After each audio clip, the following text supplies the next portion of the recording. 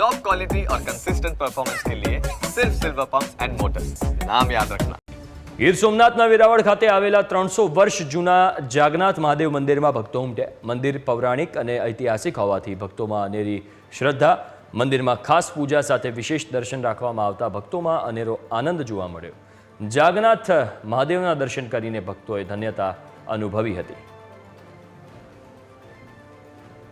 આ મંદિર બહુ પૌરાણિક છે। મંદિર 1975માં અમારા દાદાશ્રી સુંદરગીરી જીવણગીરી ગોસ્વામીએ નવો જીર્ણોદ્ધાર 1975માં પરમ પૂજ્ય ડોંગરેજી મહારાજ હસ્તક કરવામાં આવેલ છે।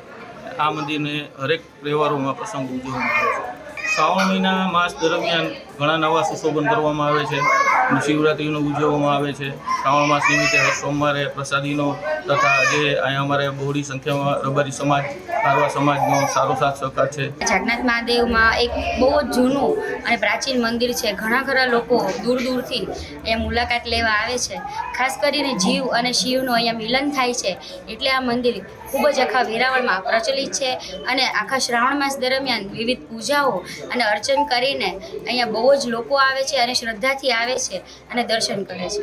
શિવ મંદિરોમાં મેં 11 જ્યોતિર્લિંગના દર્શન કર્યા। પછી સોમનાથ હું દરરોજ 2005 થી 2017 સુધી દરરોજ દર્શને જતો।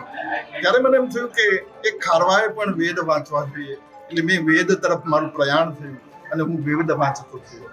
કેટલીક વખત સોમનાથના પરિસરમાં હું જ્યારે વેદનું વાંચન કરતો હોઉં ત્યારે માતાઓ બ્રાહ્મણોને છોડી એક ખારવાને દક્ષિણ આપે, ત્યારે મેં શિવને કહ્યું, હે પ્રભુ, આ તારી કૃપા સિવાય હોઈ ન શકે। શિવ પરમ કૃપાળુ છે।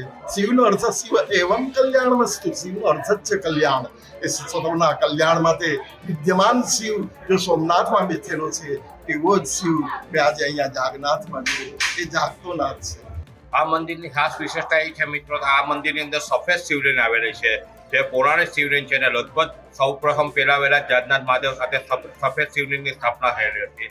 અને આ મંદિરને શ્રાવણ માસની અંદર અહીંયા વિશિષ્ટ દરેક ધાર્મિક તહેવારો ઉજવવામાં આવે છે। અને આ શ્રાવણ મહિનામાં 75 વર્ષમાં પહેલી વાર હિન્દુ શાસ્ત્ર મુજબ 5 સોમવાર આવ્યા છે। એ સોમવાર મુજબ 5 સોમવારે જુદી જુદી વિશિષ્ટ પ્રથાના આયોજન કરવામાં આવે છે। આઠમના દિવસે સોમવારે છે અમે શ્રીનાથજીની ઝાંખી, કૃષ્ણ નલ ઉત્સવ તેનું આયોજન થયું હતું। રક્ષાબંધનના દિવસે પણ મહાપૂજા કરી હતી। જુદા જુદા સોમવારે જુદી જુદી વિશિષ્ટ પૂજા અહીંયા કરવામાં આવે છે। આઠમના દિવસે અહીંયા મહારાત્રે, મધ્યરાત્રે મહાઆરતી કરવામાં આવે છે।